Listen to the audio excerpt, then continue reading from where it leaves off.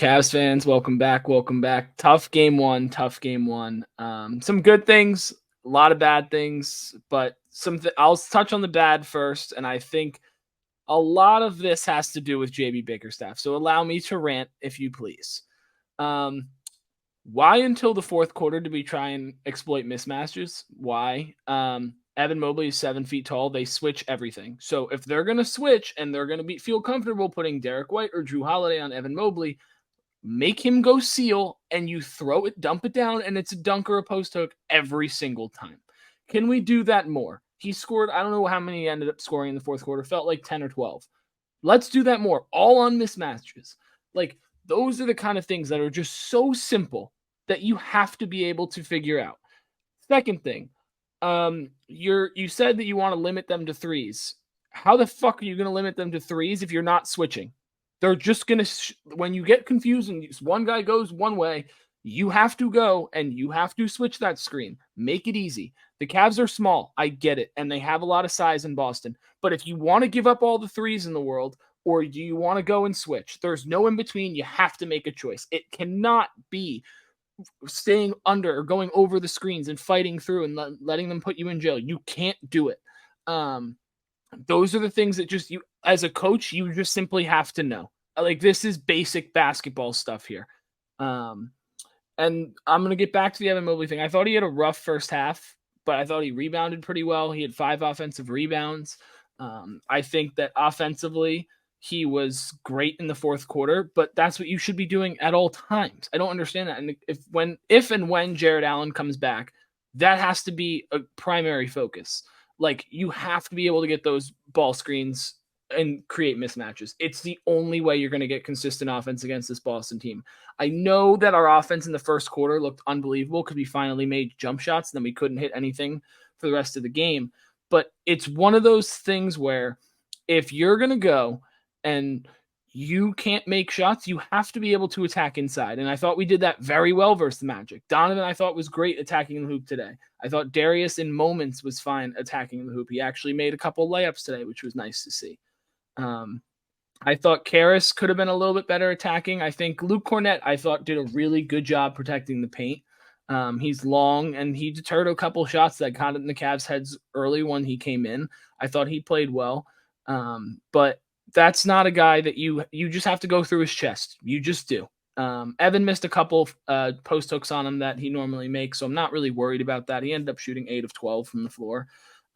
But him or Darius is going to have to be at 20 points per game with Jared out. It's non-negotiable. They're both going to have to, or one or both have to be at that. I understand that Jaylen Brown and Derek White couldn't hit the rim today. Like, they just simply didn't miss. But those are the things that are going to happen. The Boston Celtics are the best shooting team in the league. They shoot the highest percentage at the highest volume, or in the top 3 volume, whatever. These things are known. These are simple things. And I understand that you don't want to give up threes, so switch it. And if you switch it, it forces them to go downhill more. And when Jared Allen comes back, now you can have help side with 2 bigs, and it's not going to be Max Strus or Isaac Okoro rotating, so the drives aren't as free. So you're going to be able to have 2 bigs be able to come and converge onto the ball when they drive, which is what you should be doing to begin with. I understand that putting Darius Garland on a Jason Tatum or a Jaylen Brown is a scary thing, but if you want to limit threes, you have to do it.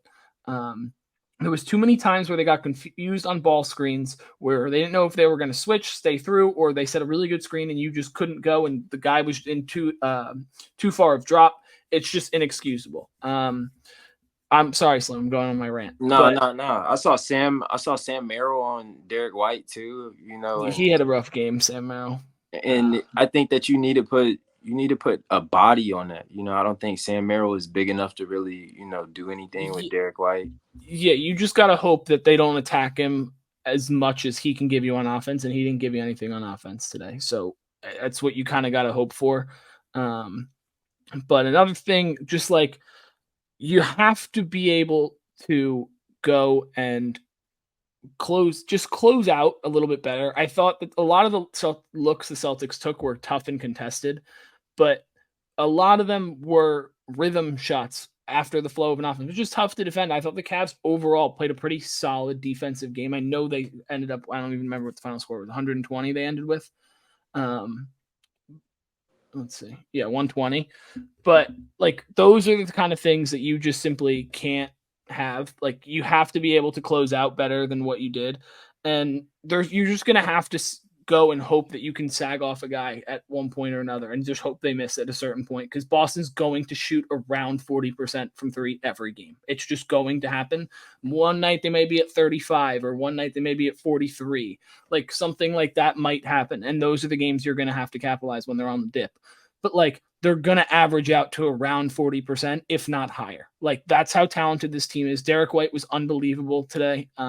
He literally, I don't think he hit the rim on any shot. Like it was unbelievable. Jaylen Brown, same deal. First half, 20 points. I thought he was really, really good. Tatum, I still think he struggles against us. He struggled against us this year, and I don't know what it's due to. I think during the regular season we had Evan on him, so I thought that's a matchup that I'm fine living with. Because as long as Evan can rotate and be in spots and slide his feet well enough, which he's more than capable of doing, because Tatum's not the fastest guy in the world. He uses his body position well, but Evan's long enough to recover. So I think that when Jarrett comes back is going to be huge. We're just not big enough right now, and you can't give Boston second chance opportunities. You just simply can't. I thought we rebounded pretty well overall. There was a couple times where they got 2-3 offensive rebounds in a possession, which just simply can't happen when the switch happened. And that's due to Jared Allen being out. And Tristan Thompson's just not big enough or explosive enough anymore to do those kind of things. But let's talk Darius Garland because obviously he's going to be a topic of conversation. Still inefficient shooting, not what we want. But I thought the looks he was getting were very open and the shot attempts were there that I wanted to see. The shots are going to fall. Like they just are. And the look, like there was multiple times they're in such deep drop, and he actually took them today, which I thought was the biggest thing. Like he didn't make all of them by any means. He ended up shooting 2 of 8 from 3, but like the looks from mid or even the 3-point range, like those are the looks you have to be able to take and make. And I thought there was a couple times where he sunk them, and there was some times where it was just a little off, but those looks are what the Cavs absolutely need because he's going to have to. I mean, 6 of 15 is not going to cut it. It's just not. You can't be at 38 or whatever percent that is. But if you can go and get that to say 8 or 9 of 15, that's a whole different ball game here. And then if you can get Evan shots earlier in the game where he's exploiting these mismatches. One of the things I talked about when I did this post game versus when we played the Magic, when Evan had his best game versus them, it made him in game 1 or 2. He just, every time there was a switch, he destroyed Cole Anthony in the paint or a Markelle Fultz or whoever it was, or Wendell Carter even. Like, they're not that big. You can do that to Al Horford. He's not the tallest guy in the world. You got 3-4 inches on him. You can shoot over Al Horford. And those are the things that I want to see from Evan. From Darius, I think the 15 shot attempts, I'm fine with that. I think I would like it to be around 20. I just would. I would like Donovan to be close to 30, and I think Darius should be around 20. For me, the playoffs isn't about your efficiency as much as I'm a big efficiency guy, don't get me wrong. But as a star player, I want the shot attempts to be there, make or miss. Live and die with your guys, like your star players, and that's how it should be. He has to be around 20. He has to be. But I like the looks he got today. I think that's the most important thing. If they're going to continue defending in that deep of a drop and just force Darius to beat you, I feel as though I can trust Darius enough to do that. I understand the score, 25-point loss, doesn't look good. It doesn't. But I really did think there was a lot of good things. And quite frankly, the only one that could really make shots today from outside was Isaac Okoro. And Donovan had a couple, like he always does. But it didn't feel like Donovan was like scorching hot from outside, where Isaac, I thought, really shot the ball well. He ended at 3 for 8, which I'll take all day.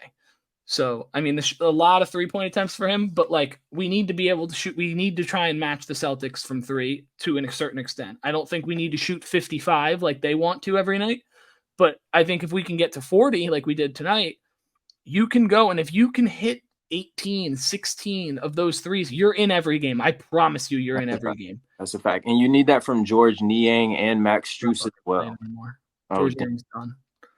You need that from Max. I think that, Max was rough from 3 tonight. I know that he's been stepping up defensively, but you need that from him. And would you say that Darius scores the majority of his shots that he takes off of the dribble. You Yeah, think? a And ton. so I Almost think all. JB should definitely try and implement something where he could, just try and catch it off the catch and see what the percentage is like from there, because I know DG can get to his shot, but like you said, like it looks accurate, it just doesn't fall.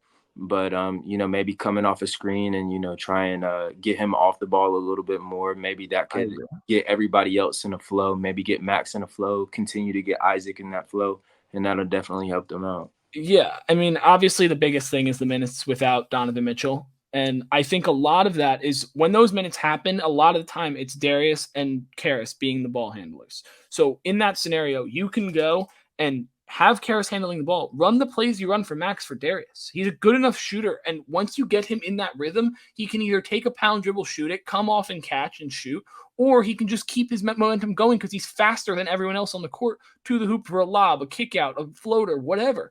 It just the movement I thought was way better tonight than it was at all against Orlando, but that has to translate into points. There's too many times where we go on 3-4 minute droughts of not scoring, and you cannot do that versus the Boston Celtics. And if you want to have a hope in this series, you have to be able to score pretty consistently. You're not going to be able to score 95 points and beat this team.